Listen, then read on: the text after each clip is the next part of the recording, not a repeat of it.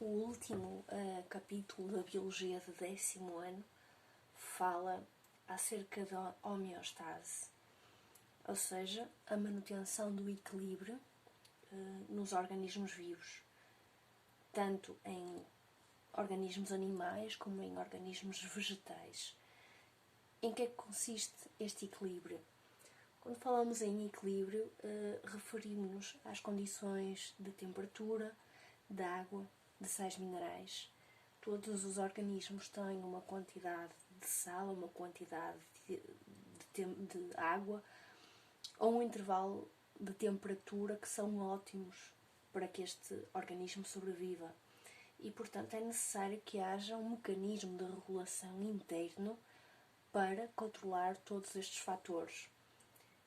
E eu achei interessante trazer um exemplo do Exame Nacional da segunda fase de 2016, em que no grupo 2 é apresentado um texto sobre um organismo, o Oryx arabia, que é um mamífero, e a pergunta 7 deste grupo 2 pede para ordenar as expressões de forma a reconstituir a sequência de acontecimentos que conduzem à osmorregulação. É um exemplo interessante para trazer um pouco daquilo que são os mecanismos de feedback que fazem parte da manutenção do equilíbrio dos organismos. No seguimento do vídeo anterior existem mecanismos de feedback negativo e positivo. E aqui, respondendo à questão, que pede que ordene a sequência de acontecimentos, no caso do Oryx da Arábia, que vive em desertos, existe escassez de água. E, portanto, o primeiro acontecimento que sucede é o aumento da tonicidade do plasma. Tonicidade lembra a água tónica, que é uma água rica em sais minerais. O aumento da tonicidade é o aumento da quantidade de sal no plasma. O aumento da pressão osmótica, devido à falta de água.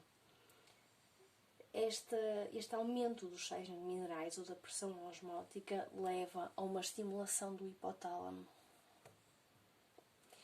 E em virtude disto ocorre a libertação da hormona antidiurética, a ADH, que tem como alvo as células do tubo coletor. Portanto, o que esta hormona antidiurética faz é atuar sobre as células do tubo coletor, aumentando a sua permeabilidade. Esta é a estrutura do nefrónio.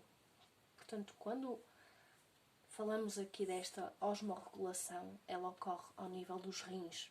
Neste caso é o órgão, é o rim, que pertence ao sistema urinário. E o rim tem uma determinada função. O que acontece é que no rim ocorre a filtração do sangue. Portanto, todos os produtos que resultam do metabolismo das células vêm de alguma forma parar ao rim. A unidade funcional do rim é o nefrónio, que é esta estrutura que estamos a ver aqui.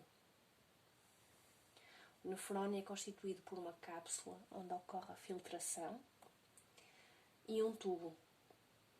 Este tubo, por ter várias curvas, chama-se o tubo contornado.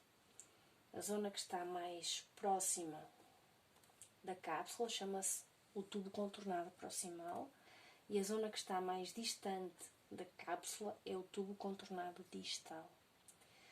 E este tubo contornado distal culmina num tubo coletor. Portanto, o que temos aqui é o tubo contornado distal, ou seja, a parte final do nefrónio. Portanto, vários nefrónios vêm culminar num único tubo coletor. Portanto, o que nós temos à volta do nefrónio, na parte exterior, isto tudo à volta do tubo, são vasos sanguíneos. Isso significa que aqui, à volta da cápsula, temos vasos sanguíneos e aqui ocorre a filtração do sangue. A água, ou melhor, o plasma, entra do vaso sanguíneo para dentro deste tubo.